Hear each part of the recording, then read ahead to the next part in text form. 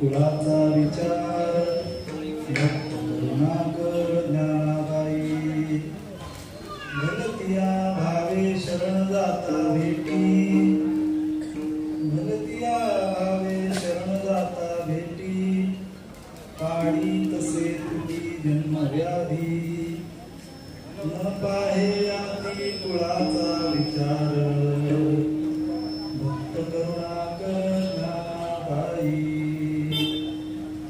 ज्ञानाबाई माझी अनाथाची माय ज्ञानाबाई माझी अनाथाची माय एका जनार्दनी पाय वंदित से न पाहे आती कुळाचा विचार भक्त करुणाकर ज्ञानाबाई समचरण सरोजम सान्द्रणीलाम्बुदाभं जगन्मीतपाणिं मण्डलं मण्डलानां तरुणतुलसीमाला कन्धरं कञ्जनेत्रं सदैवहासं चिन्तयामि पाण्डुरङ्गाकं ततो नमो दुसरे चरणासंतांजिया ज्यांच्या कृपादाहिकतेचा विस्तार बाबाजी सद्गुरुदास तुकारा कलावज्ञ जीवोद्धरावतारणी कामकापदे जोरी कन्नोदी वक्त्रम कलानी शवादापनोदारदक्षम समाधिस्थं मूर्तिमदे ज्ञानदेवं नमो ज्ञानेश्वराय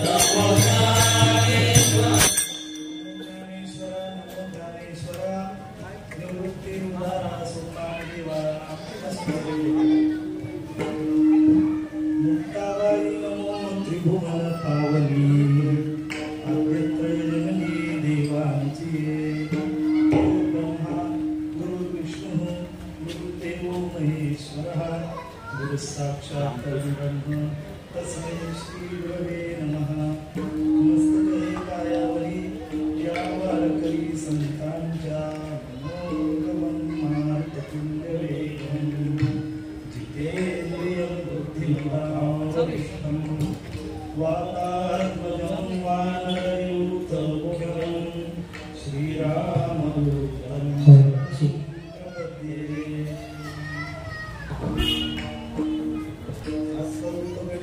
स्मरण सकल विद्यांचे अधिकरण तेची वंदू श्री चरण श्री गुरूंचे दयांचे आठवे शब्द सृष्टी अंगवे सारस्वत आघवे जुभे सिये वक्तृत्वा गोडपणे अमृतादे पारखे म्हणे रसवती ओळखून अक्षरांसी कामाचे अवतरण देवतमिती पूर्ण आता तडे संपूर्ण तत्वबोध श्री गुरुचे पाय देवदेवी सुनिभाय ते भाग्य होय उन्मेषासी देवी दे बोले ते प्रभु तुमचे शिकवी म्हणून पधारी जो आपले आपण देवा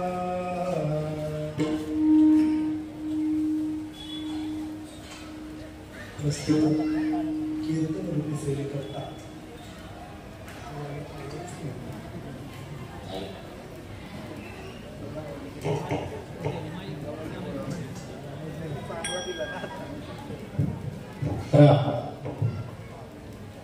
जास्त आवाज माझा आवाज गेलेला असल्यामुळे तुम्हाला गोडवा प्राप्त होणार नाही चिंता करू नका गोडवा इकडून आला तर आला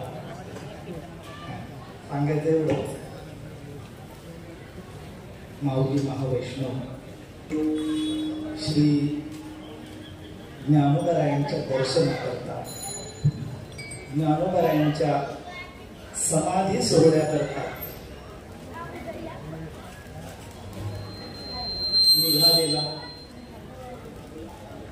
प्रस्थान केलेला आपला हा दिंडी सोहळा. आता इकडे काही 1, 2, 3, 4 नंबर नाही, तसं तिकडे आपला नंबर आहे दिंडी क्रमांक 60. हे का नाही? गुरुवर्य वैकुंठवासी भजन प्रेमी, नुसते भजन प्रेमी नव्हते तर त्यांनी बरेचसे भजन प्रेमाच्या नादाला लावून बरेचसे लोक सुधरवले. अशा प्रकारचे एक उत्तुंग व्यक्तिमत्व असणारे हरिभक्तीपरायण आपले एकनाथ बाबा, त्यांच्या मार्गदर्शनाखाली चालत असलेला आणि आता इथून पुढे म्हणजे बाबांच्या नंतर त्यांच्याच आशीर्वादाखाली चालणारा, त्यांच्याच प्रेरणेने चालणारा, आणि तो चालत असताना अनेक बाजू या सावराव्या लागत असतात. त्यातील भजनाची बाजू जी आहे, आमचे सर्वांचे सुपरिचित जाधव महाराज आणि त्यांचे समस्त सहकारी, त्यांचे काही विद्यार्थी, कृष्णा महाराज आहेत, महेश महाराज आहेत, अशी आपली सगळी वारकरी मंडळी आळंदीवरनं या ठिकाणी दिंडीला भजनाचं बळ देण्याकरता येतात. अर्थात त्यांचे ऋण आहेत आपल्याला, ते ऋण व्यक्त करतो. तसेच दुसरी वारकरी जे बाबांच्या सानिध्यात पूर्वी राहिलेले, त्याच्यापैकी आता जुन्यापैकी हरिभक्तीपरायण मोहीर मामा आहेत, आपले पूजनीय दामू मामा आहेत, आणखी सेवाधारी लोक सुद्धा हे बाबा असते, विणेकर आहेत आपले, तिकडे ज्ञानदेव बुवा आहेत, असे सगळे लोक. आता नरेंद्र पण दिसत नव्हता, आज दिसला, बरं वाटलं. बरं वाटलं का नाही सगळ्यांना? सगळ्यांना बरं वाटलं. तर चालत झेंडा घेऊन जेव्हा दिसशील तेव्हा आपल्याला आणखीन बरं वाटेल, नाही का? आणि त्यातलं त्यात मग वारले घेऊन जेव्हा तू वाढू लागशील अजून बरं वाटेल, पूर्वीसारखं वाटेल. तर तू येशील अशी अपेक्षा करतो कीर्तनाच्या माध्यमातून आणि पुढे वळतो. हे महाराज पण मृदंग छान वाजवतो. देखील आपला आता वीरमामांची परंपरा चालवण्याकरता उतरतात, चांगली गोष्ट. तर असे सर्व तुम्ही भाविक सज्जन आणि त्याला आणखी जोड, हे गावोगावचे आपले जिथे जिथे मुक्काम आहेत तिथले भाविक लोक आपल्याला आश्रय देतात, नाही का? कारण काय, आपण करतो ही गोष्ट निश्चितच विशेष आहे भजन, परंतु त्या भजन करणाऱ्यांना एवढं विश्रांतीची आवश्यकता असते. तेव्हा काही काळ करणार म्हणजे आपण इथे काही जन्मभर नाही राहणार, एक 4-5 तासच आपण राहणार, परंतु आपल्याला विश्रांतीची आवश्यकता असते. ती सुविधा गावकरी लोक आपल्याला करून देतात.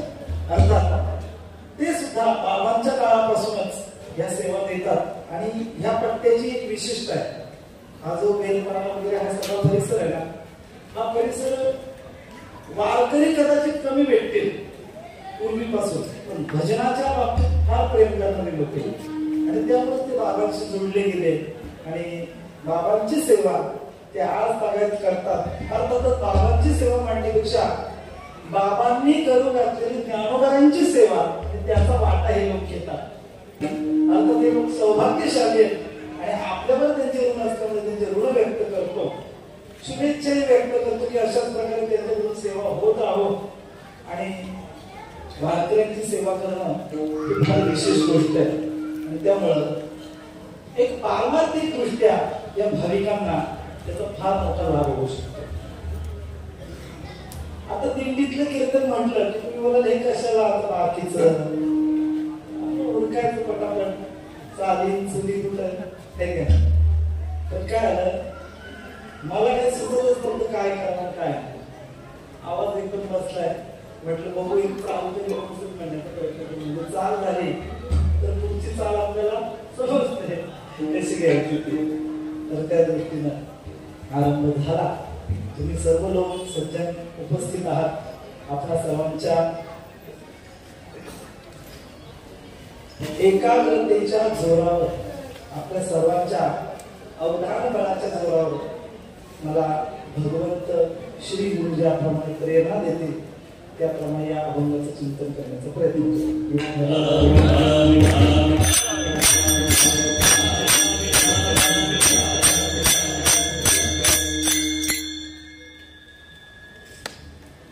या ठिकाणी सेवेकरता जो निवडलेला अभंग आहे, संत ज्ञानेश्वर महाराजांचं महिमान सांगणारा पण आहे, विशेषता सांगणारा पण आहे आणि मंगलपरक पण आहे. म्हणून असं वाटलं याचं चिंतन करावं. तू बोलायला असं थोडं कधीच तुला कीर्तनाने सांगितलेलं आहे आणि मदत टाकायला लागला आता चिंतन करायचं, तसं नाही. खरंच सांगतो, अगदी रूप पाहता झाल्यानंतर माझ्या डोक्यात आलं की हा आता आपण सर्वांच्या परिचयाचा आहे. जसं आपल्याला तुम्ही शकतो ज्ञानोबरांच्या संबंधाला वेळ वाटे येतील, पण आजचा आपला दिवस हा प्रारंभाचा दिवस आहे, प्रस्थानाचा दिवस आहे. हरिभक्तीपरायण महाराजांची परंपरा कितीही अडचणी येत असल्या तरी सावरण्याचा त्यांचा प्रामाणिक प्रयत्न आहे. जसे कृष्णा महाराज यांनी ही सेवा दिली म्हणून या ठिकाणी ज्ञानोबरांच्या या वर्णनाचं चिंतन करायचं. श्री संत एकनाथ महाराजांचा अभंग आहे. नाथराय सुद्धा संतच होते आणि ज्ञानोबाई सुद्धा संतच. अर्थात एक संत दुसऱ्या संतांचा परिचय करून देतात किंवा एक संत दुसऱ्या संतांविषयी आपला सद्भाव व्यक्त करतात, याही आपल्याला चिंतन करता येऊ शकतं. आणि सद्भाव व्यक्त, सद्भावाची जी व्यक्ती असते, अभिव्यक्ती, ही बऱ्याच वेळा कृत्रिमरित्या होते. माणूस सांगतो माझं तसं भाव नाही हो तुमच्याविषयी. बऱ्याच वेळा सावळा सावळ करताना माणसाचे शब्द असतात ते, माझा तुमच्याविषयी तसा भाव नाही, माझा भाव तुमच्याविषयी चांगलाच आहे. पण ते असं झालं माझ्याकडे. हा त्यांनी सद्भावच दाखवला, चांगला भाव आहे, पण तो दाखवतो कृत्रिमरित्या, त्याला बळच दाखवायला लागतं, सिद्ध करावं लागतं. परंतु परिपक्व जे महात्मे असतात त्या परिपक्व महात्म्यांच्या अंतःकरणातून व्यक्त होणारा सद्भाव हा सहज असतो आणि तो सहज असल्यामुळे तितकाच प्रभावशाली पण असतो. विठ्ठल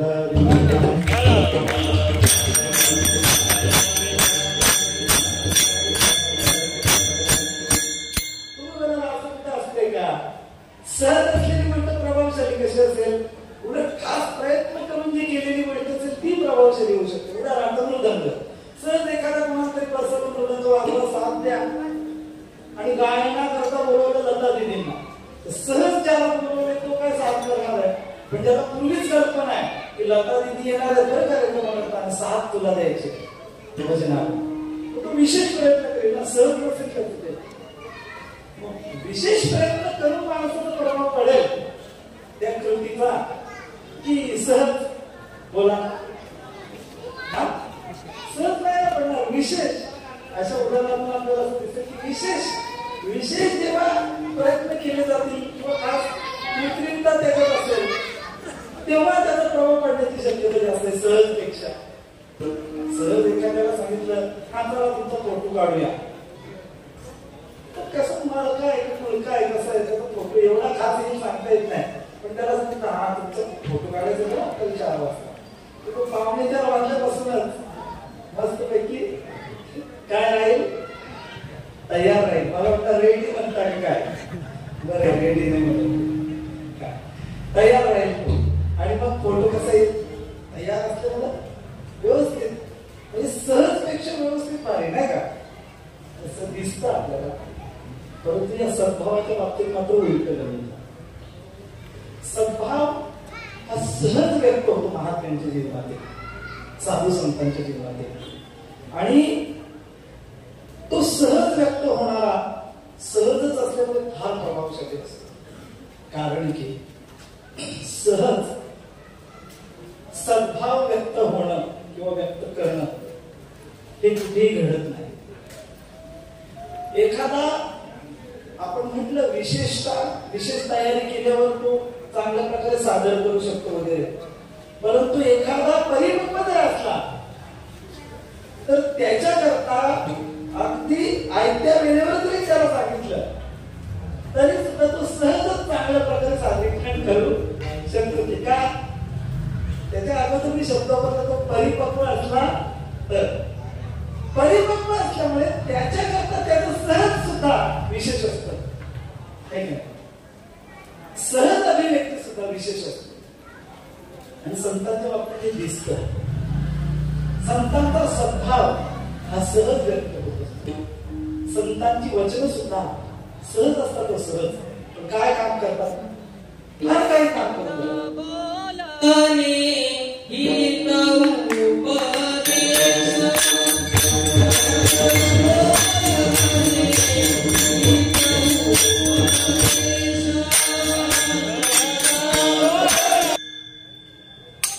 सहज बोलणे हित उपदेश, सहज बोलणे हित उपदेश. सहज बोलणं, त्याचं सहज बोलणं आहे. ज्ञानोबा म्हणतात ना, तयाचे बिसाट शब्द कुठे तयारी केलेली, सहज आहे. बिसाट, तयाचे बिसाट शब्द सुखे म्हणू येतील. महाराज एक विनंती करतो, आता योगायोगाला महाराज आले मला दिसले नाही ते सुरुवातीला, यांना सुद्धा एखादी वाटचालीची कीर्तनाची सेवा पुढच्या वर्षी द्यायची. ज्ञानेश्वरीची फार सेवा करतात ते, आणि चांगली व्यक्ती. ज्ञानोबरायांच्या संबंधाने त्यांची सेवा आपल्या दिल्लीत झाली पाहिजे.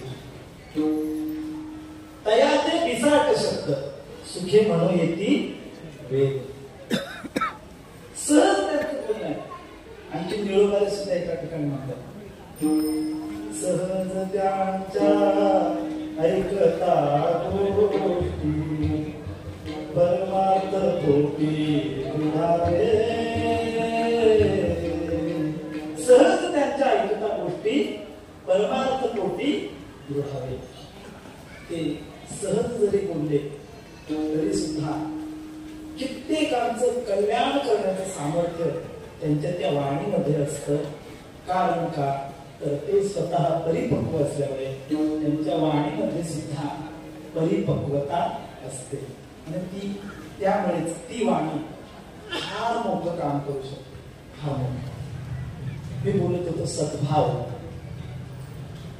त्यांचं बोलणं असेल, एखाद्याविषयी मत व्यक्त करणं असेल, एखादी क्रिया असेल, नमस्कारासारखी क्रिया, या वर्गातून क्रिया पण दिसते नमस्कारासारखी, आणि त्याच्यातून बोलणं पण आहे त्यांचं ज्ञानोबरांविषयीचं.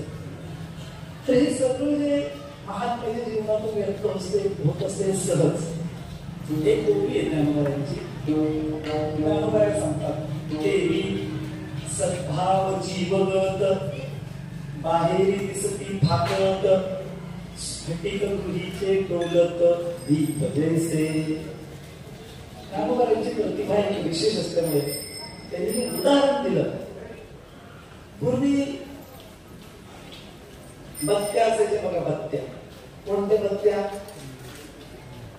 असं धरल्यावर समजलं पाहिजे तुम्हाला. कुठल्या बत्त्या, त्याला जागत्या बत्त्या बोलले, जाग बत्ती. बरोबर बोलले तुम्ही, हे काय. त्या बत्त्यांवरच काम बरीचशी लोकांची चालायची. मग भजन असो, शेतीतलं काम असो, कुठे जाणे येणं असो, प्रवास, थोडा लोक ते बत्त्या घेऊनच प्रवास करायचे. कारण तेवढी काही रोषणाची सुविधा पूर्वी नसायची. त्या बत्तीच्या आतून असं त्याला काय बोलतात, मला तेव्हा लय समजतच नव्हतं तिथे काय बोलतात. तो जळलेला असला की नंतर धक्का बिक्का लागला तर तुटायचा. ते नवीन लावताना तो शब्द ऐकले मेंटल, काय मेंटल मेंटल बघायला गेले.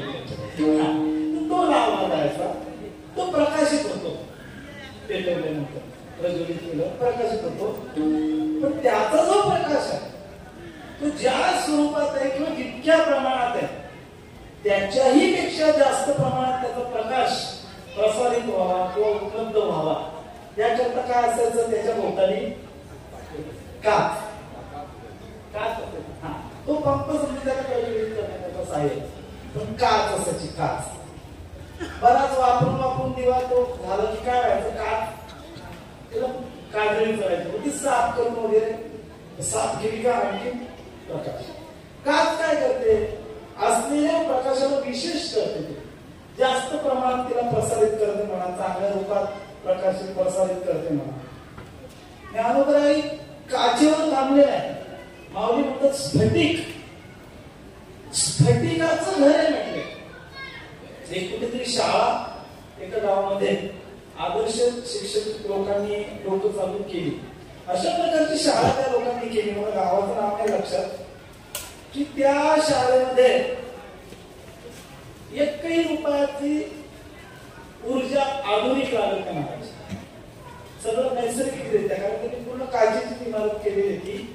सूर्यप्रकाशच उजेड असतो, दुसरा एक दिवा सुद्धा, एक दिवा सुद्धा त्यांना लावायची गरज पडत नाही. आणि बाकीची उपकरणं सुद्धा म्हणजे सौर ऊर्जेच्या माध्यमातून सगळी नैसर्गिक ऊर्जा वापरूनच ती शाळा चालवली जाते. त्याला म्हणजे शून्य खर्च कृत्रिम ऊर्जेचा, अशा प्रकारची या तत्वावर आधारलेली ती शाळा.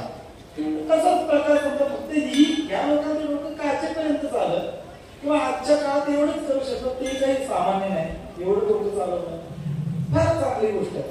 माऊली म्हणतात असंच घर एकाने स्फटिकाचं बांधलं, कशाचं, पूर्ण स्फटिकाचं घर, आणि त्याच्यामध्ये एखादा दिवा लावला तरी तो काय होईल, त्याचा आत पण प्रकाश असेलच असेल, पण स्फटिकाच्या स्वभावानं तो बाहेर सुद्धा परावर्तित होणार, बाहेर सुद्धा तो प्रसारित होणार.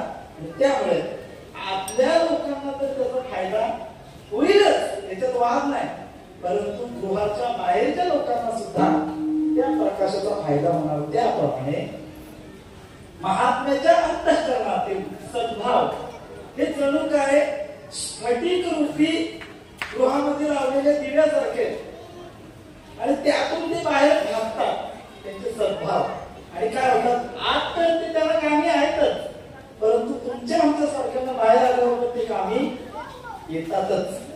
फक्त आपण डोळे बंद नाही केले पाहिजे, काय की नाही, रोषणाईचा जर आनंद घ्यायचा असेल तर डोळे उघडे ठेवले पाहिजे, म्हणजे आपल्याला सुद्धा त्याचा लाभ होऊ शकतो. विठ्ठल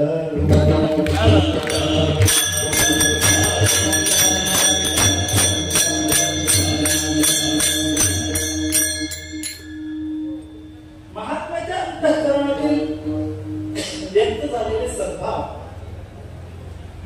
हे तुम्हाला सगळ्यांना उपकारक असतात, कल्याणकारक असतात, आणि त्यामुळे आपण त्या सद्भावनेचा फार आदर केला पाहिजे, त्या सद्भावांचा आपण आदर केला पाहिजे, समजून घेतलं पाहिजे, गांभीर्यानं आपल्याला ते घेता आले पाहिजे, त्याचं ग्रहण करता आलं पाहिजे, समजून तरी घेतलं पाहिजे. आकलन झालं तर पुढे चालून ग्रहण होऊ शकतं, अनुकरण करता येऊ शकतं, आणि त्यामुळे आपल्या जीवनाला संत जीवनाचा सुगंध येऊ शकतो.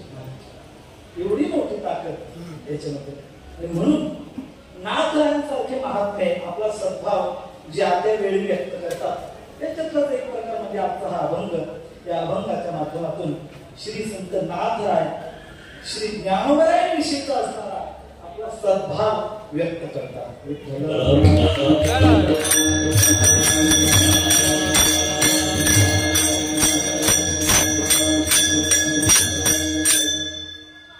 नाथरायांचा जर विचार केला तर नाथराय संत आहेत, त्यामुळं ज्यांच्याविषयी ते बोलतात त्या ज्ञानोबराय रूपी संतांना ते चांगलं जाणू शकतात. कारण की आपण नेहमीप्रमाणे ऐकतो, तुका म्हणे अंगी व्हावे तरीच महिमा येईल कळो, किंवा भक्ताचा महिमा भक्तची जाणती या न्यायानं. नाथराय स्वतः त्याच कोटीतले असल्यामुळे त्यांना ज्ञानोबराय कळू शकतात. एक गोष्ट, त्यामुळे त्यांचं जे ज्ञानोबरायांविषयीचं मत आहे ते फार महत्वाचं आहे. उगाच कोणाला काहीच पत्ता नाही आणि लागली बडबड करायला, काय असतं, लोकांना सवय असते. एक माणूस होता, कंटाळा तो, त्याला विचारलं काय रे कंटाळस, बोले कुछ नहीं, लोगों की आदत से मैं त्रस्त हो चुका. म्हटलं का असं का होत आहे, क्यों?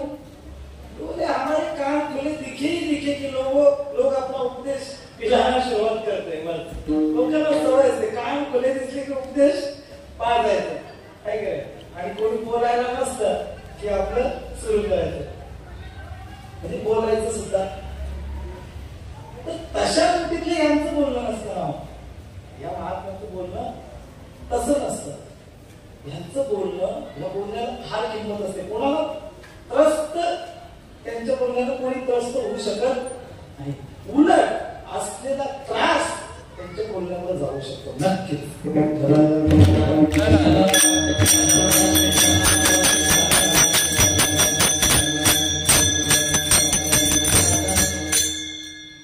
ज्ञानोबरायांविषयी नाथराय काय म्हणतात याहीपेक्षा नाथराय बोलतात म्हणून आपल्याला त्या गोष्टीने जास्त गांभीर्य नाही. काय नाथरायांचं जीवनच फार विशेष आहे. आपण आपल्या संप्रदायातील इमारतीचा विचार जर केला तर जनार्दन एकनाथ, खांब दिला भागवत, नाही का? आधार त्यांच्या वाङ्मयाचा आधार आहे आपल्या संप्रदायातील इमारती. आणि असे नाथ आहे ज्ञानोबरायांविषयी आपलं मत व्यक्त करतो. चिंतन करू आपण ज्ञानोबरायांचं व्यक्तिमत्व. आपण त्यांचे पायी यात्रेकरता चाललोय. खरं तर मी उपराय, खरं बघायला गेलं तर मी उपराय. उपऱ्यानं येऊन शांतपणा केलेला वारकऱ्यांना पटत नाही. बरं खरंच सांगतो तुम्हाला, हे महिन्याचे जे वारकरी असतात ना, हे रात्रभर जागर करतील माऊलींच्या तळावर, कोणाचे कीर्तनात उभं राहतील, काही त्यांना तशी अडचण नसते. तर उभं उपराय म्हणून तरी ज्ञान पावायला लागला की त्यांना पाहा वगैरे वाटतं.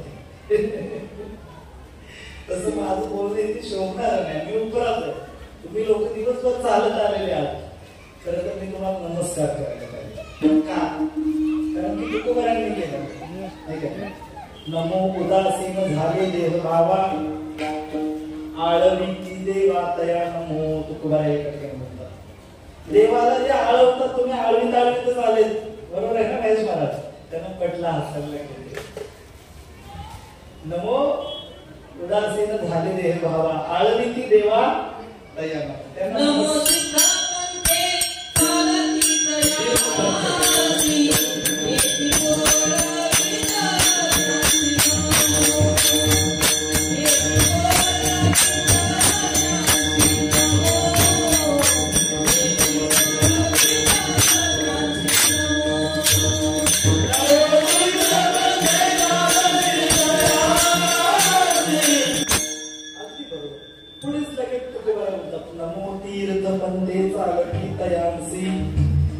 जे तीर्थ पंथाने चालतात त्यांना नमस्कार केला पाहिजे. आणि ते नमस्कार करणे योग्य असतं. फार सुंदर अनुभव आहे. कोणाला नमस्कार करावा? माता पित्यांची सेवा करतो त्याला नमस्कार केला पाहिजे. तिथे म्हटले ते कुठे इंद्रियांचं दमन करण्याचा प्रयत्न करून जो नमन करू शकतोय त्याला नमन केलं. फार परोपकार करणार आहे त्याला नमन केलं पाहिजे. सगळे मुद्दे सांगण्यापेक्षा तुम्ही आता पायी आलेले आहात म्हणून मी तुम्हाला नमस्कार केला पाहिजे. तर तो प्रामाणिकपणे सर्वांना नमस्कार करा. देवाला आळवीत आलेले आहेत म्हणून तुम्हाला नमस्कार केला पाहिजे. पुनश्च एकदा तुम्हाला नमस्कार करा. अजून का नमस्कार केला पाहिजे? तर तुम्ही तीर्थाच्या पंथाला चालले तो, पण कोणत्या तीर्थाच्या? अरे सर्वात श्रेष्ठ तीर्थाच्या पंथाला चालले. अर्थात सकळ तीर्थावनी पंढरी हे मुकुटमणी असं जरी म्हटलेलं असलं तरी भूवैकुंठ पंढरपूर त्याहूनही थोर महिमा या किंवा ज्या असं हे क्षेत्र आहे अलंकापुरी. आणि त्या अलंकापुरीच्या यात्रेला आपण सर्व निघालेले आहात म्हणून आपल्याला नमस्कार केला पाहिजे. नमस्कार करतो मनापासून. माझ्या सगळीकडे वळतो. मुद्दा आपला चालू होता नाथराय ह्या ज्ञानोबरायांविषयीचा सद्भाव व्यक्त सद्भाव सहज त्यांच्याकडून व्यक्त होतो आणि त्या सद्भावाच्याच अधिष्ठानावर ज्ञानोबरायांच्या संबंधानं त्यांची विनम्र भावनेतून नमस्काराची कृती व्यक्त होते. या अक्षरांचं चिंतन करण्याचं कारण असं आहे की प्रथम दिवस किंवा प्रारंभ म्हटला तर मंगल केलं पाहिजे. मंगल आणि त्या मंगलामध्ये 3 प्रकार आहेत. वस्तू निर्देशात्मक, दुसरं आशीर्वादात्मक आणि नमस्कारात्मक. त्यापैकी नमस्कारात्मक मंगल आहे आणि नमस्कारात्मक मंगल त्या माध्यमातून ज्ञानोबायांचं चिंतन आपल्याला करता यावं ह्याकरता हे अक्षर. श्री संत नाथराय आपला असलेला सद्भाव या अभंगातून पहिल्या चरणातून व्यक्त करतात.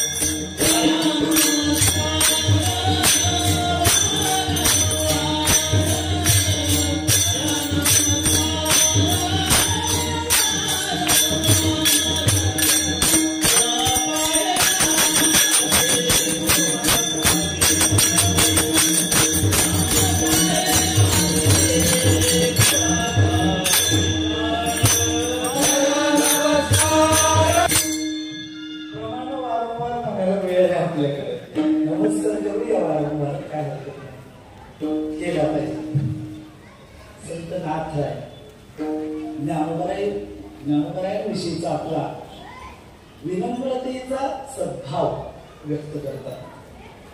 म्हणतात की कृपाळू उदार माझा ज्ञानेश्वर तया नमस्कार वारंवार. नमस्कार करतात याच्यातून विनम्रतेचा भाव व्यक्त होतो. परंतु आणखीन एक शब्द आहे त्याच्यामध्ये, त्याच्यातून दुसरा एक भाव व्यक्त होतो आत्मीयतेचा. माझा म्हणतात ज्ञानोबरायांनी. कृपाळू उदार माझा ज्ञानेश्वर, आत्मीयतेचा भाव. अजून कृपाळू उदार ही त्यांची विशेषता नाथराय व्यक्त करतात. त्यांच्या लक्षात जी विशेषता आली ती विशेषता, कृपया बोलू नका बरं, इथे गप्पा नका करू.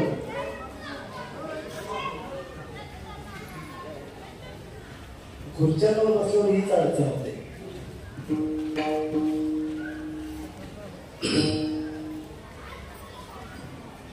संत नाथरायांच्या लक्षात आलेलं ज्ञानोबरायांचं विशेषत्व. एक तर ज्ञानोबराय कृपाळू आहे, दुसरी गोष्ट उदार आहे. या दोन्ही गोष्टी कधी कधी वाटतात की सारख्याच आहेत की काय. त्याचं कारण आहे की त्या गोष्टी एकमेकाला फार गरजेच्या आहेत. सारख्या नाहीत, त्या पूरक आहेत, पोषक आहेत. म्हणून बऱ्याच वेळा असं वाटतं की त्या सारख्याच आहेत की काय. कधी कधी वाटतं करताना अक्षरांचं कृपाळुत्व आणि उदात्तत्व. माऊली ज्ञानोबराय कृपाळू आहे. कृपाळू म्हणजे काय, आपल्या मराठीमध्ये अळू करते, आळू म्हणा, अळू म्हणा. आणि कृपा या गुणाचं ग्रहण करून कृपाळू म्हणजे कृपा या गुणाने परिपूर्ण किंवा कृपा या गुणाने युक्त सामान्यतः. तिथे ज्ञानोबरायांच्या संबंधाला नुसतं युक्त नाही म्हणता येणार, भरपूर आहे तिथं, पीक थोडं नाही, तेवढं परिपूर्ण. कृपा पूर्णता दर्शवणारा कृपाळू हा शब्द किंवा हे विशेष ज्ञानोबरायांबद्दल नाथरायांनी वापरले. म्हणजे ज्ञानोबा कृपेने युक्त आहेत, कृपेने संपन्न आहेत असं म्हटलं तर आणखी चांगलं. कृपेने संपन्न आहेत, संपन्न म्हणजे श्रीमंत. यांच्याकडे कृपेची श्रीमंती जोरदार आहे, तोड नाही. कृपा म्हणजे नेमकी काय? एक प्रश्न. दुसरं तिकडे उदार. आता उदार नेमकी कशा संबंधाने कशी असते बघू. पहिल्यांदा कृपा म्हणजे काय त्याचा विचार करू. तर कृपा शब्दाचा अर्थ सामान्यतः एका शब्दात सांगायचं झाला तर कृपा म्हणजे काय बोलतो आपण कृपेला? बऱ्याच वेळा आपण दया हा शब्द त्याला समानार्थी वापरतो. कृपा म्हणजे दया. काही लोक त्याच्यामध्ये थोडासा भेद करतात. क्रियाकारित्व ज्याच्यामध्ये येतं तो वेगळा गुण आणि नुसताच भाव व्यक्त होतो तो वेगळा गुण. बघा एखाद्याचा अपघात झाला, सहज कोणी चालता चालता तरी गाडी समजा बाजूला चाललेली त्यांची आणि बघितलं अपघात झालाय, माणूस लगेच सुद्धा चांगलं नाही झालं वाटलं, पण हा गाडीतच आहे. म्हणजे त्याच्याकडे कदाचित पर्याय पण नसेल उतरायचा, तो भाग वेगळा. परंतु फक्त भाव व्यक्त झाला, क्रियाकारित्व नाही आलं तिथं काय. बाकी त्यांनी काय जाऊन त्याला हॉस्पिटल वगैरे असं काही केलं नाही. आणि एखादा असा असतो की तो त्याने बघितलं की लगेच आपली गाडी बाजूला टाकून देतो, धावत जाऊन पहिल्यांदा त्याच्याने कपडे मागतील का काय हे विचार नाही करत, तो ओळखीचा आहे की नाही याचा विचार नाही करत, पटकन त्याला उचलून काहीतरी व्यवस्था प्रथमोपचार वगैरे काही देता येतो याचा त्याने प्रयत्न केला. हाही सद्भावच आहे, पण सद्भावाच्या जोडीला क्रियाकारिता आहे. बरोबर, थोडासा फरक असा कृपा आणि दयामध्ये केला जातो. ही कृपा याची व्याख्या करत असताना एका ठिकाणी असं म्हटलेलं आहे, मला वाटतं सर्वलक्षण संग्रहामध्ये ही व्याख्या असावी. आमच्या गुरुजींनी सांगितलेले, बऱ्याच वर्षापूर्वी ऐकलेले, पूर्ण येते काय माहित नाही, बघूया. इष्टानिष्ट प्राप्ती परिहारार्थ दीनानुजी वृक्षा नाम कृपा. इष्ट अनिष्ट, इष्ट म्हणजे हवं ते, व्हावं ते, व्हायला पाहिजे ते, आणि अनिष्ट म्हणजे जे होऊ नये ते. प्राप्ती म्हणजे लाभ, परिहार म्हणजे काढून टाकणं, बाजूला सारणं. इष्टाची माणसाला प्राप्ती करायची असते आणि अनिष्टाचा परिहार करायचा असतो. म्हणजे इष्टाची प्राप्ती करण्याकरता आणि अनिष्टाचा परिहार करण्याकरता दीन लोकांना गरजेचं असतं. हे दोन्ही होणं, दीन दुबळे जे असतात, असमर्थ लोक असतात, यांना या दोन्ही गोष्टी होणं गरजेचं आहे. दीन आणि दुबळे म्हणजे कोण? बाजारातला जायचं दीन दुबळे बघायला, आपल्यासारखं दीन दुबळा कोण नाही भेटणार, शोधत आहे का? दीन दुबळे म्हणजे आपणच, ज्याला अजून मिळ नाही लागत, अजून सापडले नाही सूत्र, आपण दीन दुबळेच आहे. आपल्याला इंद्रियांचं दमन नाही घडत, आपल्याला कुठल्या नियमाचं पालन नाही घडत, आपल्याला कुठली सेवा नाही घडत, कुठला अनुष्ठान नाही, कुठलं ग्रंथाचं पारायण नाही, का वाचन नाही, का नामचिंतन नाही. सगळ्या गोष्टीपासून आपण, सगळ्या गोष्टीत आपण नापास असे जे ते तुम्ही आम्ही म्हणजेच दीन. आणि ह्या दीन दुबळ्यांना इष्ट म्हणजे जे व्हायला पाहिजे ते व्हायला पाहिजे आणि नको ते दूर सारायला पाहिजे.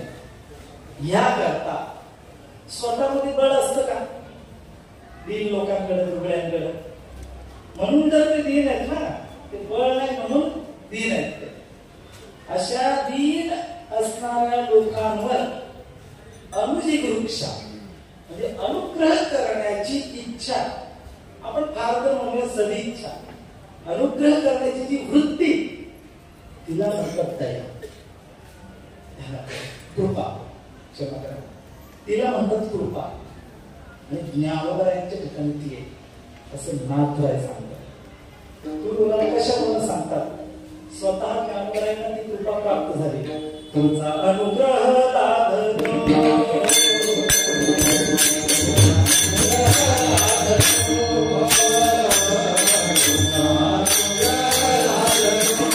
मगाशी बोललो ना, त्यांचं हे सहज बोलणं उगाच नाही,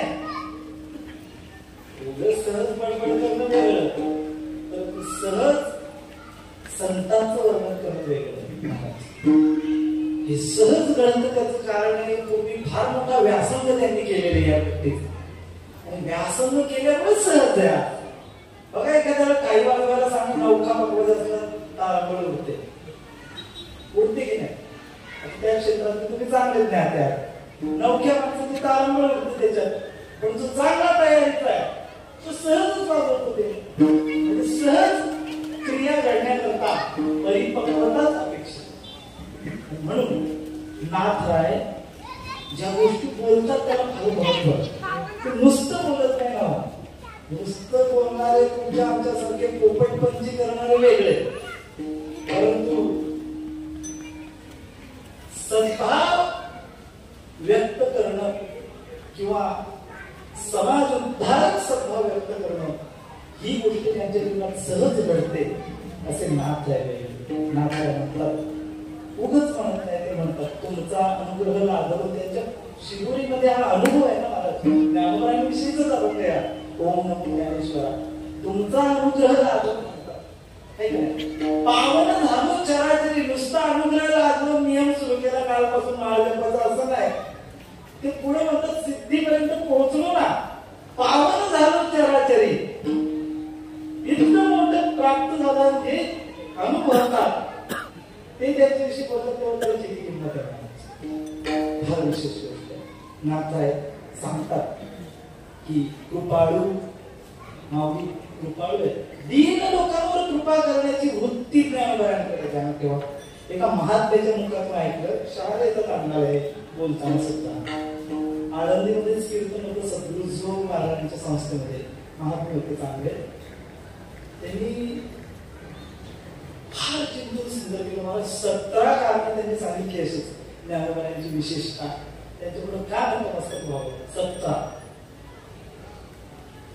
आणि त्यानंतर त्यांनी सांगितले की एक कमी ज्ञानोबांमध्ये कमी सांगितलं. म्हटलं काय कमी असेल बाबा, ते 17 विशेषता सांगितल्या तर एक कमी सांगायला. ते म्हटले ज्ञानोबांना कोणाचं वाईट करतायत.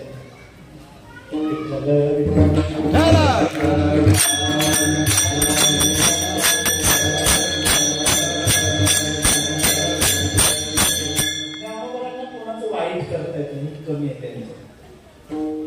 अर्थात सामर्थ्याच्या बाबतीत त्यांनी काय पोक मारले तरी कोणाचं काही करू शकतात, परंतु वृत्ती नाही ना मारत त्यांची कशी.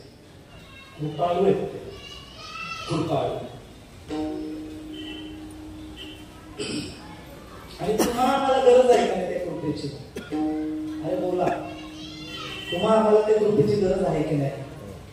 आहेच. ह्या करता या वाऱ्या करायच्या असतात. या गोष्टी पण आपल्या महाराजांनी जाणल्या, म्हणून तर या मार्गाला आपल्याला लागावं याकरता व्यवस्था केली नाही. हे थोडं वर चांगलं मंगळ करण्याकरता वाऱ्या केलेल्या सुरू. या वाऱ्यांच्या परंपरा कशा करतायत, उद्धारा करतायत. आणि इथल्या गावाला पण ध्यान ठेवा, ज्या ज्या गावात तुम्हाला हीच दिंडी नाही, कोणतीही दिंडी जी चाललेली संतांच्या दर्शनाला, नाही का भगवंताच्या दर्शनाला ज्या दिंड्या चाललेल्या आहेत, त्या दिंड्यांच्या माध्यमातून एखादा महात्मा कोण कधी जायला त्याची पाय धुवून सुद्धा इतकं काम करून जाईल की त्या संपूर्ण गावाचा कायापालट होऊ शकतो महाराज. म्हणून पूर्वीपासून गावोगावी या सेवा करण्याच्या परंपरा सुद्धा आहे. मला सांगायचं एवढंच की ज्ञानोबा एक कृपाळू आहे. कृपाळू ज्ञानोबांच्या बद्दल नाथराय हे जे उद्गार व्यक्त करतात, कृपाळू, उदार, माझा ज्ञानेश्वर, त्याचं कारण काय? पहिली गोष्ट नाथराय संत आहेत म्हणून त्यांना ते संतत्व कळलं, संतत्वाची विशेषता कळली. दुसरी गोष्ट अशी की त्यांना स्वतःला त्याचा लाभ झाला, आणि तो लाभ सुद्धा एखादा श्रोता म्हणून नाही झाला, तर खास त्याचे शिष्य म्हणून झाला. तुमचा अनुग्रह लाभ म्हणतात ते, हे काय एका जनार्दनी तुमचा दास त्याची आस पुरवावी. हे काय अर्थात हा जवळचा संबंध नाथरायने सांगितला की माझे गुरुजी आहेत ज्ञानोबांमध्ये, आणि तेव्हा मला माहिती आहे ना ते कसे आहेत. ते फार कृपाळू आहेत, ते कृपाळू आहेत, कृपा करतात ते. पूजनीय वैकुंठवासी साखरे महाराज सांगायचे की संत म्हणजे काय? संत म्हणजे ब्रह्मच. चालतं बोलतं ब्रह्मच संत. पण तरी पण अजून जर समजायचं असेल संत म्हणजे काय, तर ध्यानात ठेवायचं, कृपाया सद्गुण रूपी उपाधीनं संपन्न असं जे ब्रह्म ते म्हणजे संत. किती समर्पक व्याख्या महाराज हे काय.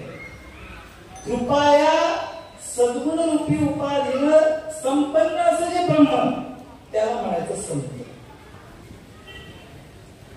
ज्ञानोबा एक कृपाळू आहेत. काय कृपा करतात, कोणावर करतात, अनेक उदाहरण आहेत. होता तुमची कृपा, काय सामर्थ्य ज्ञानोबाच्या कृपेचं. पशु बोले वेद, तो पशु पण कुठला, पशु पण कुठला, लय इज्जतवाला पशु का. पशुंना सुद्धा काहीतरी इज्जत प्रतिष्ठा असते ना. गाय म्हटले की लोक नकळत नतमस्तक होतात महाराज, आहे का नाही.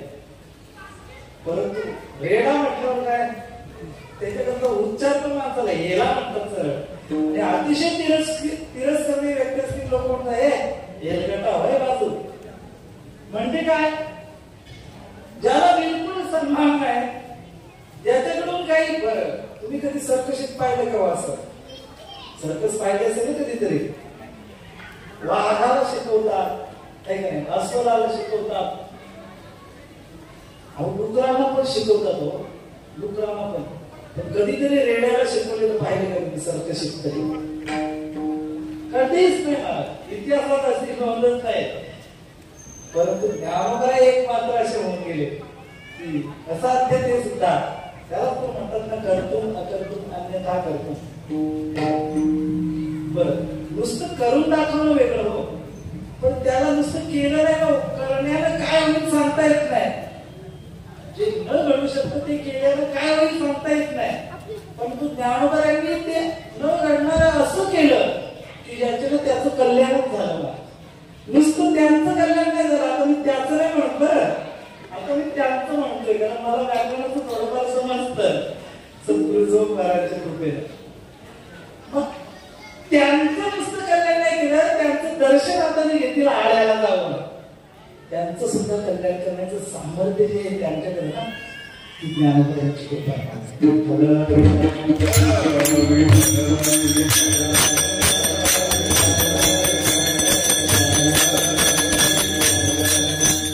ज्ञानोबांच्या कृपेचा व्यास केवढा मोठा आहे लक्षात येतो का.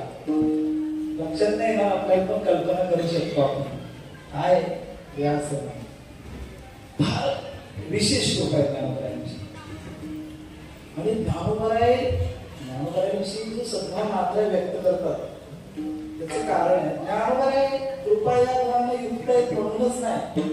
ज्ञानोबा ही व्यक्तीच अशी आहे की ज्याचं कुठल्या संतांनी वर्णन केलं नाही असं नाही.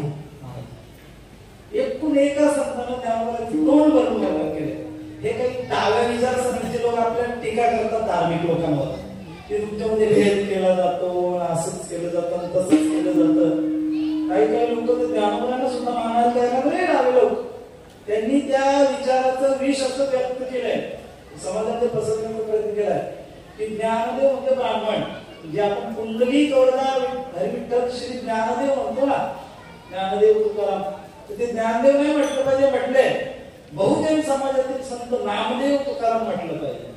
अरे नामदेवरायांचं नाव घेतलं पाहिजे, याच्यात काही वाद नाही ना. परंतु ज्ञानोबाई का नाही घेतलं पाहिजे, ते ब्राह्मण आहेत. इतके हे डाव्या विचारसरणीचे लोक नको ती कारस्थान करतात. पण आपण सावध असलं पाहिजे बरं. आपण महाराज सावध राहण्याची गरज आहे. ह्या ज्ञानोबाईंचं वर्णन म्हणजे मी कशा करता बोलतो, प्रत्येक संतांनी केलं. आणि हे डाव्या विचारसरणीचे लोक जे सांगतात ना, त्यांना जर खरंच ज्ञानोबाई पाहायचे असतील तर त्यांनी चोखोबाईंचे अवलंब पाहावे. संत सेना महाराज म्हणजे बहुजन समाजातील संतांची प्रमाण पाहावे. जमाबाई, दासी, परंतु त्यांचे अवलंब पाहावे, नाही काय. सेना महाराजांचे अवलंब पाहावे. म्हणजे एकूण एक संतांनी अगदी बहुजन कोटीतील समाजाने सुद्धा, समाजातील संतांनी सुद्धा ज्ञानोबाईंचं तोंड वर्णन केलं. त्याचं कारण आहे ज्ञानोबाईंचं व्यक्तिमत्वच विशेष होतं. सर्व संतांना ते सन्माननीय. तसं पाहिलं तर त्या काळात वयानं कमी ज्ञानोबा, परंतु तरी सुद्धा सर्वांना वंदनीय असं व्यक्तिमत्व. म्हणून नाथराय त्यांचं वर्णन करतात. कृपाळू, उदार. मी मगाशीच बोललो की उदारतेचा आणि कृपाळुत्वाचा संबंध काय. तर कृपाळुत्व कामी येण्याकरता उदाहरण काय, नाहीतर कृपाळुत्व तितक्या प्रमाणात वापरात येणार नाही. उदाहरण सांगतो तुम्हाला, एक छोटस उदाहरण सांगतो. सेवा आठवत आमच्याकडचं उदाहरण सांगतो. बेवडी भागात तुम्हाला माहिती का, आमचा भाग म्हणजे साधा भाग नाही. मी काही साध्या भागातला माणूस आहे का. आमच्याकडच्या एका दूधवाल्याने हेलिकॉप्टर घेतला महाराज. खरंच सध्यावर खोटं नाही. बातमी पाहिली असेल तुम्ही. काय घेतला? प्लास्टिकचं नाही, खरा खुरा घेतला. असं संपन्न भागातला मी काही कच्चा खिलाडी आहे का. असंच एखादा कोणीतरी श्रीमंत आमच्या भागातला होता. फार पैसा, फार संपत्ती. त्याचे स्वतःचे 200 कंटेनर होते. इतका श्रीमंत. साधारण अंदाज घ्या. आणि गाववाल्याने पण विचार केला, आपल्या गावामध्ये सगळीकडे उत्सव व्हायला लागले, चला आपल्या गावात पण आपण जोरदार उत्सव करायचा. लोकांचा स्वभाव असतो देखोदेखी जास्त करायला. मनातून नाही त्यांचे कोकणी. दुसऱ्याचं पाहिलं की येतो मला सांगायचं एवढं की जाऊ दे, चला चांगली इच्छा झाली, सप्ताह करायची इच्छा झाली, करूया आपण सप्ताह. नाही का, सप्ताह करणं काही वाईट नाही. त्या निमित्तानं बऱ्याच लोकांना अन्नदान होतं. त्याच्यावर पण हे नावे लोक टीका करतात, कशाला एवढा खर्च नाही हे ते. तुझ्या बापाचं थोडे संपवतात. तू 1 रुपया देत नाही लागला आम्हाला सांगायला. तू तुझं घरात ठेव आणि ज्ञान पण सांगू नको तुझं. मला सांगायचं एवढंच की सप्ताह करता लोकांनी नियोजनाकरता बैठक बसवली. म्हटले काय नाही, आपण असला जोरदार सप्ताह करू शकतो. अरे आपल्याकडे कसला मोठा माणूस आहे, तोच 200 कंटेनर वाला. एवढा मोठा माणूस म्हटले एकटाच जर तो ठरवेल तर काही करू शकतो आपण. सगळ्या गावांपेक्षा भारी आपला उत्सव होईल. चला आपण एकदा त्याची भेट घेऊ. म्हणून ते त्याच्याकडे गेले. जायचं ठरलं नेमकी. नवीनच बंगला त्याने बांधलेला होता. प्रवेश केला. बापरे काय मोठा विस्तार. काही लोकांचे बंगले इतके मोठे असतात, आपल्याला वाटतं बापरे कुठे सोसायटीमध्ये आलो होतो काय, एकच घर असते. मग जाता जाता चढायला लागले. पहिल्या जिल्ह्यावर चढता चढता समोर पाठी लागलेली होती. अक्षरा काहीच कमी नाही महाराज. भरपूर गडबड संपत्ती. पाठी लावलेली होती, देणगी मागण्याकरता कोणी येऊ नाही. काय लिहिलेलं होतं? देणगी मागण्याकरता कोणी येऊ. पैसा कमी होता का त्याच्याकडे? बोला. संपन्नता खूप आहे हो, परंतु त्याची वृत्ती ती संपन्नता कुठे कामी येईल अशी होती का? तसं एखाद्याकडे कृपावृत्ती आहे, परंतु त्या कृपेचा वापर कोणाकरता म्हणजे ती क्रियाकारिता कोणाला तरी कामी यावी अशी अजून त्याला जोड असणारी उदारता तर पाहिजे की त्याला त्यांना पण मदत करावी म्हणून. किंवा एकदा केली तर एकदा करून नाही लागलं त्याचं तर अजून पुन्हा करावी. एखाद्याने एक गरज पाणी दिलं समोरच्याला, त्याची तहान नाही लागली तर दुसरी देण्याची वृत्ती असली पाहिजे. त्याला पाहिजे तिथपर्यंत पाणी द्यायची वृत्ती, याला म्हणतात उदारता. म्हणजे समाधान होईपर्यंत कृपेचा वर्षाव करण्याचं शील सुद्धा ज्ञानोदरायांचं. समोरच्याचं समाधान होईपर्यंत. आणि म्हणून देवाला सुद्धा नामदेव सांगतात. नामा म्हणे देवा चला तया ठाया विश्रांती घ्यावया कल्पना. ठीक आहे, आपलं जाणं पण गडबडीतच, येणं पण गडबडीतच. पण कुठे गडबड करावी हे पण लक्षात आलं पाहिजे. थोडं निवांतच गेलं पाहिजे महाराज. आता एकदम जायचं लोकांनी सुटून लोकांना जेवढा वेळ भेटेल तेवढं तरी निवांत गेलं. सांगायचं एवढंच की ज्ञानोबा एक कृपाळू सुद्धा आहे, उदार सुद्धा आहे. म्हणजे त्यांची कृपाळूता नुसती आहे म्हणून नाही, तर ती फार कामी येणार आहे. त्या अशा कृपाळू उदार लोककल्याणकारी असणारे ज्ञानोबायांसमोर आपण काय केलं पाहिजे? ज्ञानोबा नाथ काय म्हणतात? तया नमस्कार वारंवार. त्यांना मी वारंवार नमस्कार करतो, पुन्हा पुन्हा नमस्कार करतो. बघा आपण वारीला जातो, दर्शन करतो. एकदा दर्शन झालं की माणूस म्हणतो काम झालं. एक भगवान श्रीकृष्णांच्या काळात नंद राजांच्या वाड्याभोवती एक म्हातारी सारखी फेऱ्या मारायची. फेऱ्या तुझी बालयोगीजी महाराज सांगायच्या ती फळवाली. काय नाव तिथं? सुखिया. आणि यांनी तुझी बालयोगी महाराजांचं फार श्रवण केलं जवळून. दिसायला साधे दिसतात पण नाम करत येत बरं चांगले. तिथलेच खार घरचे महात्म्याचा संघ केलेले. सांगायचं एवढंच बालयोगीजी महाराज सांगायचे की ती सुखिया फळवाली आहे ना, ती काय करायची? गिरट्या करायची. गिरट्या म्हणजे सतत त्याच्या वाड्याच्या भोवतालीच फिरत राहायची. फळवाली ती फळलो करत फिरायची. ती फळ घ्या करीत आणि मुद्दाम त्या वाड्याच्या भोवताली पुन्हा फिरायची. का? कारण दरवाजासमोर जाताना कदाचित कृष्ण तिथे असला तर मला दर्शन मिळेल, मला त्याची झलक पाहायला मिळेल. पण तो नाही दिसला तर पुन्हा जाऊन फेरा घालून पुन्हा ती यायची. काय काय का? पुन्हा तिची अपेक्षा असायची की आता तरी दिसेल. काय काय बरं एकदा दिसले म्हणून पुन्हा नसेल येत का ती? तिचा स्वभाव असा होता महाराज, तिला एकदा दिसल्यावर तर पुन्हा यावं वाटायचं.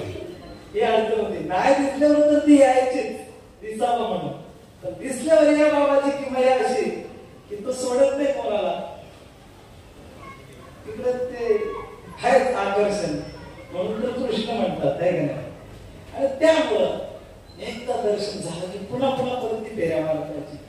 इतक्या फेऱ्या मारायची ती की त्या वाड्यातल्या आई साहेबांना वगैरे शंका यायची, भामटी तर नाही ना कोणी. कारण बरीच प्रकरणं घडलेली देवाच्या संबंधात. दुधाच्या निमित्तानं घोटाळा केलेला कोणी कशाच्या निमित्तानं पंचांग काय बोलतात त्याला, भविष्य सांगण्याच्या निमित्तानं घोटाळा केलेला. अशी बरीच प्रकरणं घडल्यामुळं शंका यायची त्याने ही काय गिरट्या घालते.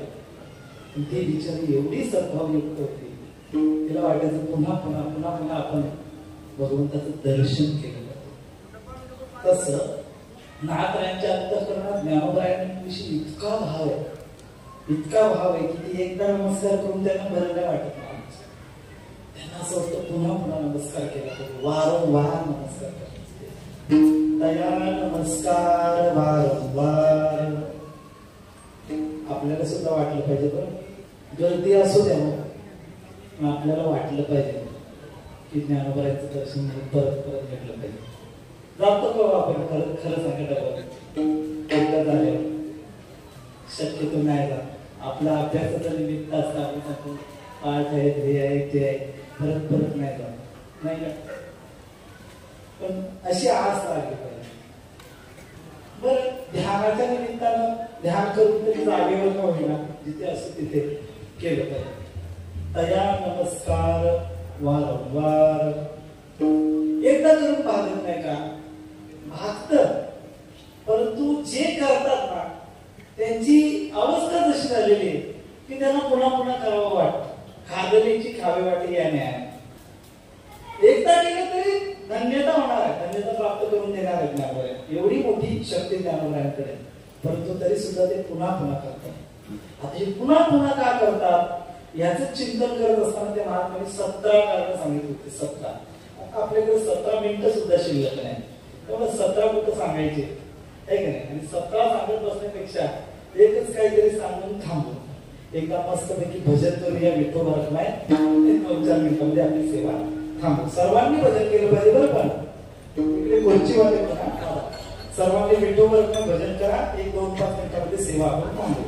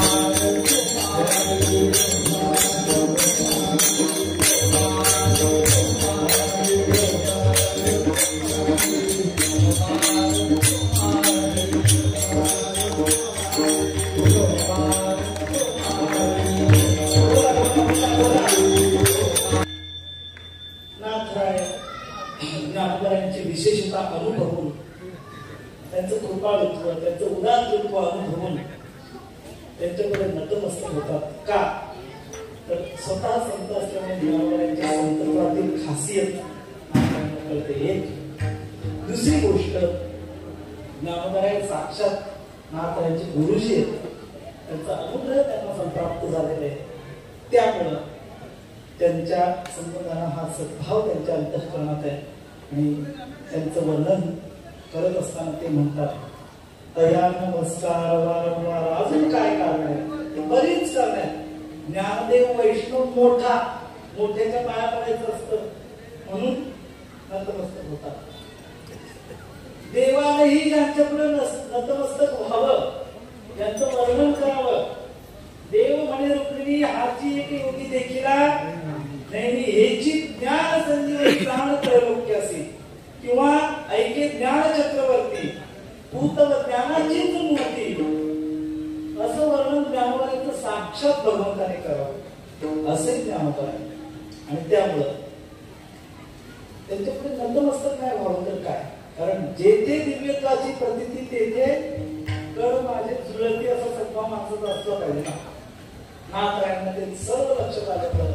एक एक विशेषतही करता, एक एक वेळा नमस्कार म्हटला तरी किती वेळा नमस्कार केला म्हणजे संपल होणार नाही पूर्ण. म्हणून नाथराय म्हणतात, तया नमस्कार वारंवार. अजून ज्ञानोबांची विशेषता काय, न पाहे जाती कुळाचा विचार, कुठल्या जातीचा कुठल्या कुळाचा असला कुठलाही विचार ज्ञानोबा करत नाही. आळंदीतल्या साधकांचं जर आपण निरीक्षण केलं तर आपल्या लक्षात येईल, कुठल्याही जातीपातीचा साधक ज्ञानोबांच्या आश्रयाला आला तर त्याला मरण नाही.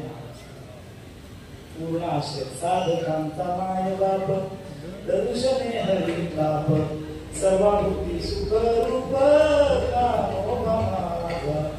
सर्वाभूती सुखरूप, सर्वांना सुख प्रदान करणार आहे. ते अनुग्रहाचा वलय प्रदान करतील त्यावेळेस कल्याण याच्यात नवल नाही. त्यांच्या त्या वलयाच्या परिक्षेत्रामध्ये माणूस नकळत जरी गेला तरी त्याचं कल्याण होईल. फक्त दुर्दैवच आहे आपण कशा प्रकारे गेलो पाहिजे. बलतिया भावे शरणदाता भेटी, आपण या वृत्तीने गेलो पाहिजे. तिथं जात असताना लोक लग्न लावायला जायला लागले. आता तिथं पूजनीय फुले बाबांना बिलकुल पटत नव्हतं बरं. कारण मी महाराज ज्यावेळेस आळंदीला गेलो साधारणतः 2000 साली, त्या काळात आळंदीमध्ये क्वचितच एका दुसरं लग्न व्हायचं. परंतु लग्नाच्या या मिरवणूक ज्याला वराती होतात, वराती तरी आळंदीत निघत नव्हती. लग्न वगैरे लावलं, नांगरल्याचे दुसरे लोक क्षेत्रात लावायचे आणि चालले जायचे. परंतु अलीकडे असा काळ झाला, त्या काळात बिना टोपीचा माणूस, म्हणजे इतर माणसाचं नाही म्हणत नाही, साधक बिना टोपीचं साधक मला दिसलेच नाही आणि रिकामा साधक दिसलेच नाही. एक तर तो प्रदक्षिणेला जात असेल, एक तर दर्शनाला किंवा स्नानाला. खरंच सांगतो मला, असा एक काळ होता, दिव्य काळ.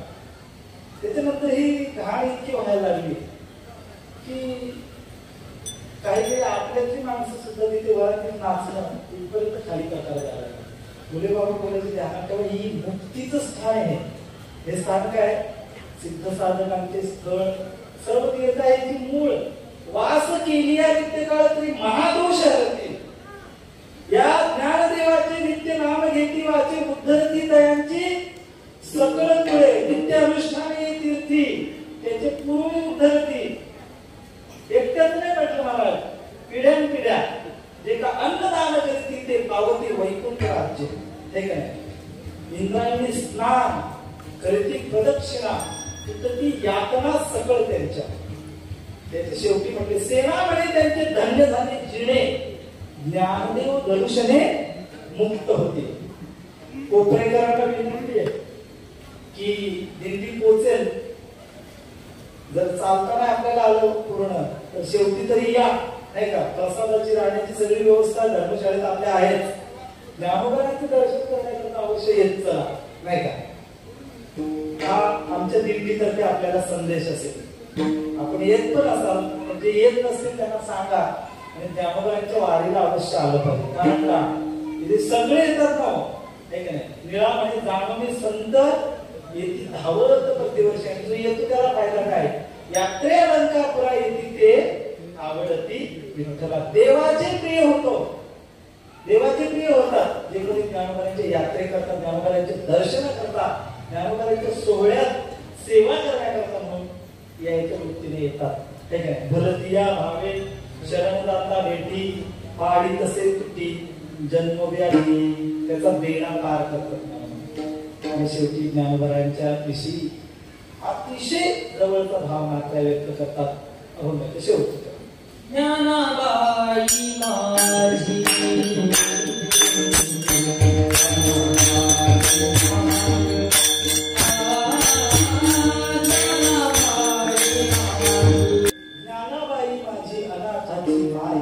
एका जनार्दनी पाय वंदित.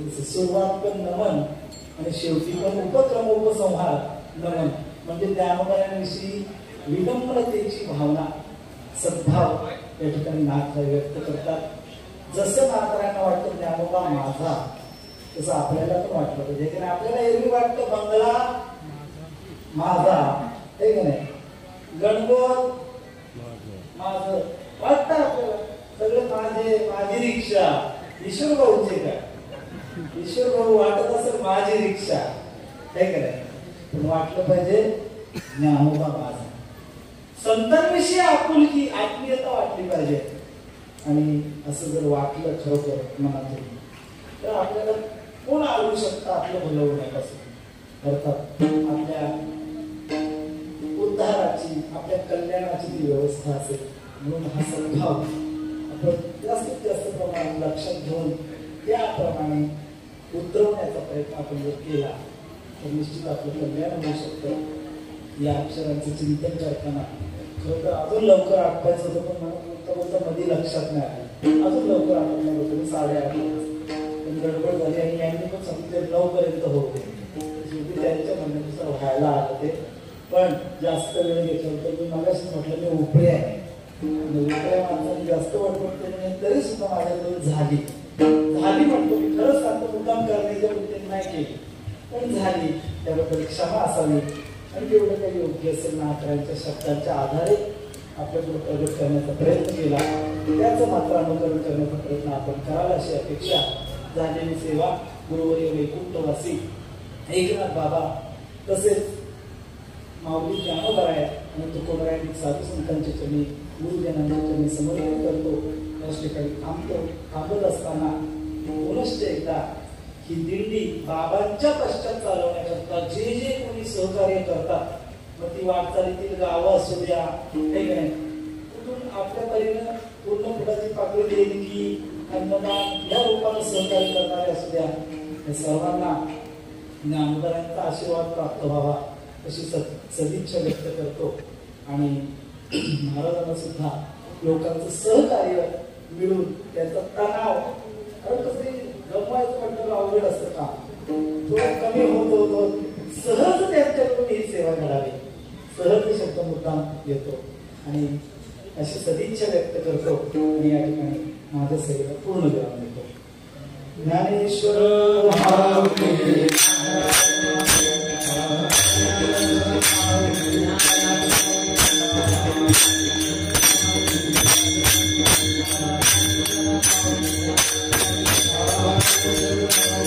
ज्ञानदेव तुकाराम, विठ्ठल जय जय.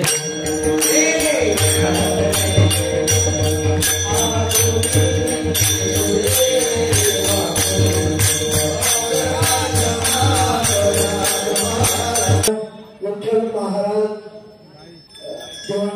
खरोखर आमच्या 7 नंबर दिंडीचे मार्गदर्शक आहेत. आणि खरोखर त्यांनी आज मार्गदर्शन पण उत्कृष्ट असं कीर्तन केलेलं आहे. तरी 7 नंबर दिंडीचे सर्व भाविक त्यांचे अत्यंत आभारी आहेत. त्याचप्रमाणे उद्या आपण किती वाजता निघणार? 5 वाजता. 5 वाजता आपण सर्व दिंडीला प्रस्थान 5 वाजता करणार आहोत. याची सर्व वारकऱ्यांनी दखल घ्यायची आहे. आणि वेळेवरच आपण या, आणि आज खरोखर ग्रामस्थ मंडळीला सुद्धा धन्यवाद द्यावा असं वाटतं. कारण कोठा ग्रामस्थांनी आपल्या सर्व वारकऱ्यांना टोप्या लावलेल्या आहेत आणि त्या टोप्यामध्ये कोणीही डोकं उघडं ठेवून वाईट